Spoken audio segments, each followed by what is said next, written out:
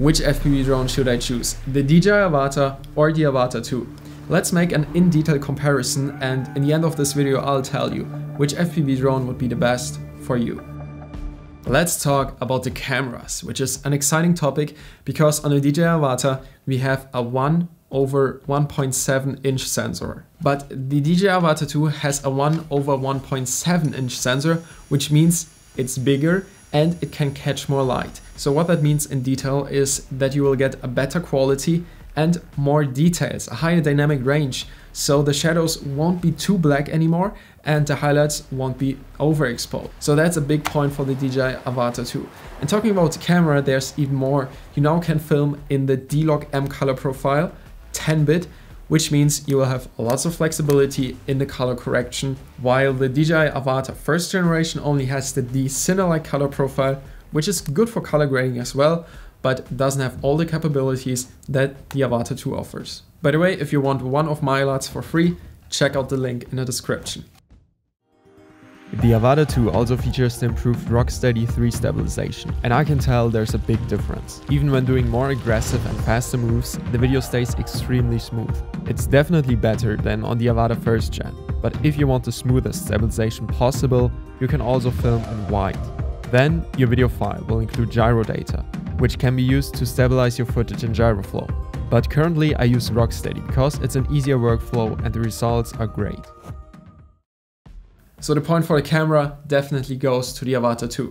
But talking about flight time, both of these drones have great specs. Usually Cinewhoops like this, if you build them by yourself, have a flight time of around 4 to 6 minutes. The DJI Avata has officially 18 minutes. If I fly it faster, I probably get a flight time around 9 to 11 minutes, which still is great for FPV drones.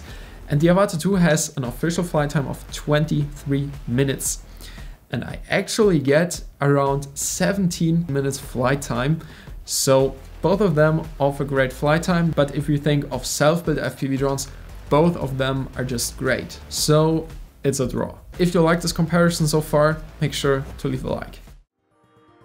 As you probably already know, it's the editing, where you can transform your simple drone flights into stunning clips. And Motion Array is the perfect place to get the assets that you need for this. This is what a clip looks like without any editing. Kind of boring, right? Now let's put on some sound effects from Motion Array.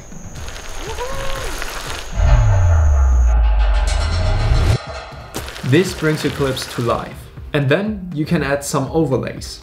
Cool, right? It took me just a couple of clicks to achieve that. But you can go even further with the Motion Array plugins hub. There you can find over 50 plugins that will level up your footage a lot. For Premiere, After Effects, DaVinci and Final Cut Pro. And they will add even more plugins soon. Everything is included in one subscription. So go check out Motion Array now. And then let's move on with the next chapter of our comparison.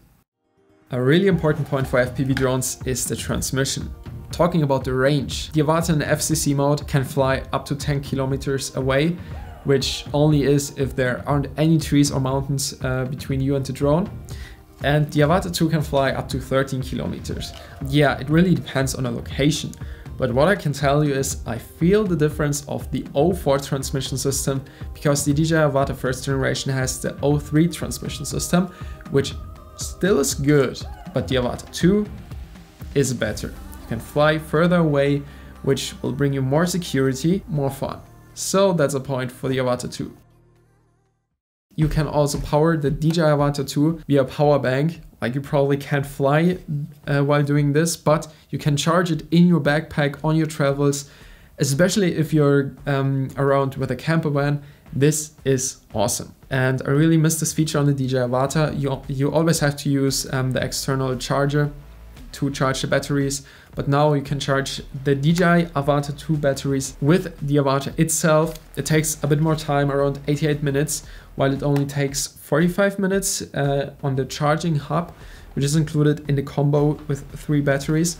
So I still prefer the charging hub, but you do have the possibility. And talking about the micro SD card, you have internal storage of 46 GB on the Avata 2, which is even more and really is enough for a day of shooting with 3 batteries.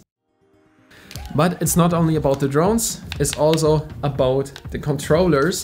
And the DJI Avata 2 now features the new DJI RC Motion 3, and while it doesn't just look even better, it also features a new feature called Easy Acro. This really is fun as a beginner because you can do moves that only pros can do with just a click of a button. Make sure to watch my full review to learn how to use it, but I can tell you it's fun and it's not available on the normal DJI Avata. So overall, this really is an upgrade for the Avata 2. I'm also talking about the new goggles. The DJI Avata 2 comes with the DJI Goggles 3. The main advantage is you do have a head strap, which is way more comfortable because the battery already is built in. You have a higher bitrate for the video transmission, which will offer you a more consistent quality over a longer distance. You don't really need it if you have the Goggles 2.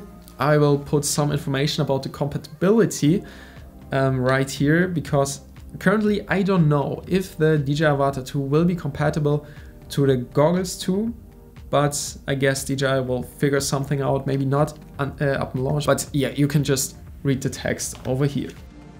So which drone is perfect for you? If you're a hobby pilot who wants to take good videos and have fun flying, the DJI Avata is perfect for you.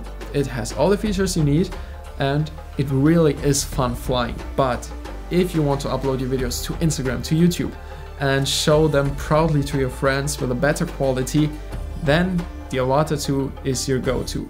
Because that's, personally for me, the main upgrade on the Avata 2.